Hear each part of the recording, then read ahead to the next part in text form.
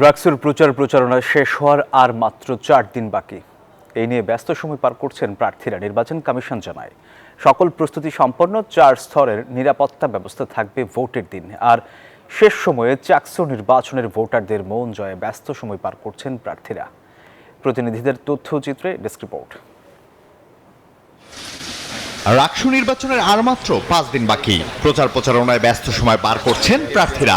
ভোটারদের মন জয়ে নানা প্রতিশ্রুতি দিচ্ছেন তারা। আমরা ভোটারদের ধারে ধারে পৌঁছানোর চেষ্টা করতেছি এবং তারাও স্বতঃস্ফূর্তভাবে ভোটটাকে আনন্দ করার জন্য সবাইকে খুব ভালোভাবে গ্রহণ করতেছে। আমাদের উপর ভরসা রাখতে পারে এই জন্যে যে আমরা যে ছাত্র বান্ধব কাজ করি এবং ছাত্রদেরকে নিয়ে আমাদের আসল ম্যান্ডেটটা।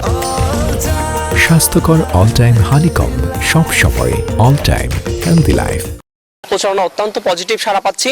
আর বিশ্ববিদ্যালয়ে যারা আছেন তারা যার সাথে একবার কথা হচ্ছে, তারা বলতেছে ভাই আপনার ব্যালট নাম্বার 25। নির্বাচন কমিশন জানায়, সুষ্ঠুভাবে নির্বাচন সম্পন্ন করতে 4 স্তরের নিরাপত্তা ব্যবস্থা নেওয়া হয়েছে।